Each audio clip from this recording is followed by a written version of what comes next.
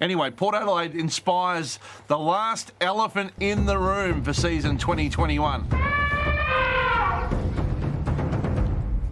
And it came about after these comments from Caroline Wilson, directed in part at you and Warren Treadray on the weekend. There is a level of disappointment from Port Adelaide that probably the two strongest critics in Adelaide over the last week are former stars, champions of the club in Warren Treadray and Kane Cornes, but they were pretty savage on some of their ex-teammates and some of the ex-players at Port Adelaide. You think there's a wedge in the relationship between Kane and his former club, Caro?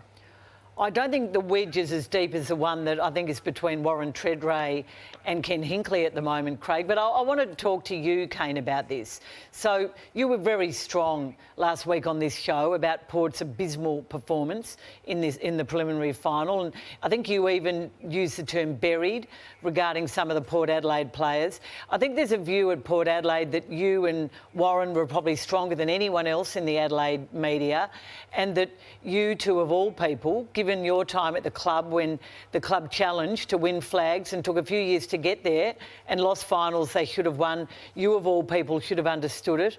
And even, Kane, I wonder if there's an element for you with your relationship with Ken Hinkley that when you quit mid-season to go and work in another job and the club felt they wrapped their arms around you and supported you, and perhaps there's a small amount from your point of view that should be more supportive of them. Don't shoot the messenger, but I feel this is a classic elephant in the room, your relationship with your old club. Yeah, it's an interesting role when you come into the media, and it's the most challenging part of doing it is how you comment on your former club, a club that you love.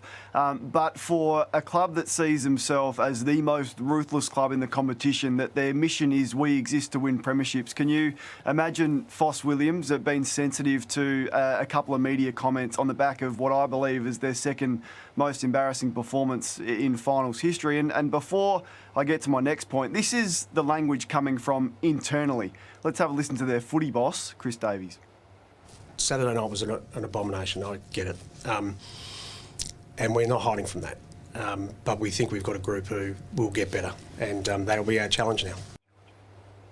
Abomination. Nothing I said was stronger than abomination. You're the English expert, Caro and Hutchie, but you don't get any stronger than that. So me showing some clips of some Port Adelaide players shirking contests in the first quarter of a final that was set up to win should not affect Ken Hinkley. Now, if it is Ken, I'm not sure that he's sensitive to these comments. I think he's got to harden up a little bit, because no one has said more nice things about Ken Hinkley in the last 9 years than myself. I've been incredibly supportive, as he was to me. I'll never forget how they treated me on the way out. Do you see an element of what happened to that team last weekend to what happened to you and Warren Treadray and that team back in the early 2000s? Did you guys choke at times, do you think?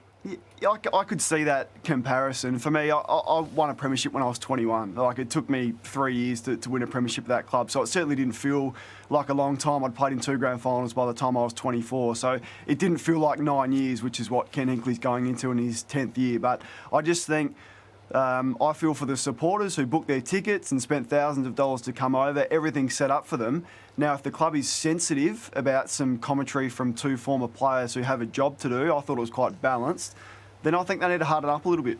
Oh, I'm with you, Kane. Sorry, Hutchie, I just want to back over that. They obviously, someone's briefed you or made comments to you around those players, which is fine, but they've got more things to worry about than 2 former players and what they've had to say. Of course they do. Yeah, so what I'm saying is that Kane's spot on. They need to harden up. They are far too sensitive. They're an embarrassment.